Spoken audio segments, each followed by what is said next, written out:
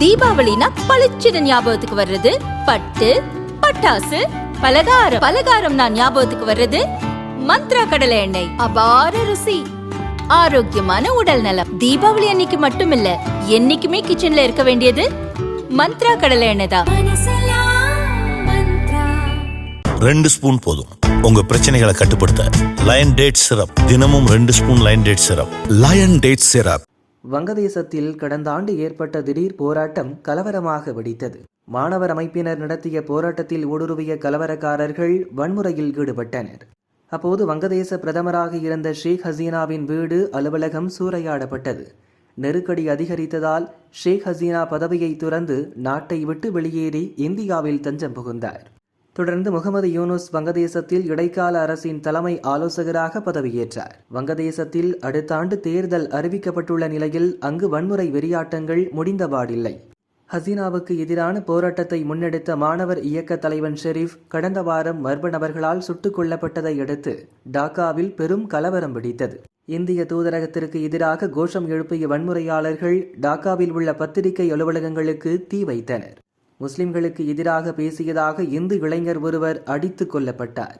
தொடர்ந்து பல கட்டடங்கள் மீது தாக்குதல் நடத்தப்பட்டன. வங்கதேசத்தில் மத சிறுபான்மையினராக உள்ள இந்துக்கள் மீது தொடர்ந்து தாக்குதல் நடந்து வருகிறது. இந்நிலையில் வங்கதேச கலவரம், அங்கு நிலவும் வன்முறை பற்றி முன்னாள் பிரதமர் ஷேக் ஹசீனா கவலை தெரிவித்துள்ளார். இதுகுறித்து அவர் கூறியதாவது: வங்கதேசத்தில் தற்போதுள்ள நிலை மிகவும் மோசமானது. அங்கு தினசரி வன்முறை நடக்கிறது. சிறுபான்மையினர் தாக்கப்படுகின்றனர். மக்களுக்கு பாதுகாப்பு இல்லாத சூழல் நிலவுகிறது. முகமது யூனுஸ் அதிகாரமற்ற தலைவராக உள்ளார். அவருக்கு அரசியல் பற்றிய முன் அனுபவம் கிடையாது. அவரது அமைச்சரவையில் உள்ள அடிப்படைவாதிகள் பயங்கரவாதிகளை ஆதரிக்கின்றனர். சிறையில் அடைக்கப்பட்டிருந்த பயங்கரவாதிகளை விடுவித்து கலவரத்தை தூண்டுகின்றனர். அந்த பயங்கரவாதிகள் சர்வதேச பயங்கரவாத அமைப்புடன் தொடர்பு கொண்டு தங்கள் நெட்வொர்க்கை விரிவுபடுத்துகின்றனர். பயங்கரவாத அமைப்புகள் மீதான தடை நீக்கப்பட்டுள்ளது மிகவும் ஆபத்தான நடவடிக்கை. அங்கு நிகழும் வன்முறைகள் சர்வதேச நாடுகள் இடையே வங்கதேசம் மீதான நம்பிக்கையை இழக்கச் செய்துள்ளன. இதே நிலை தொடர்ந்தால் அது அண்டை நாடான இந்தியாவுக்கு மட்டுமின்றி வங்கதேசத்தில் முதலீடு செய்துள்ள தெற்காசிய நாடுகளுக்கும் மிகப்பெரிய அச்சுறுத்தலை ஏற்படுத்தும். சிறுபான்மை மதத்தினர் மீதான தாக்குதல், இந்தியாவுக்கு எதிராக தற்காலிக அரசின் செயல்பாடுகள் கண்டிக்கத்தக்கவை. வங்கதேசத்தில் ஜனநாயகம் மீண்டும் மலர்ந்தால்தான் இதுபோன்ற அட்டூழியங்கள் முடிவுக்கு வரும். வங்கதேசத்தில் கடைபிடிக்கப்பட்ட மதசார்பற்ற ஜனநாயக முறை குழிதோண்டி புதைக்கப்பட்டுள்ளது.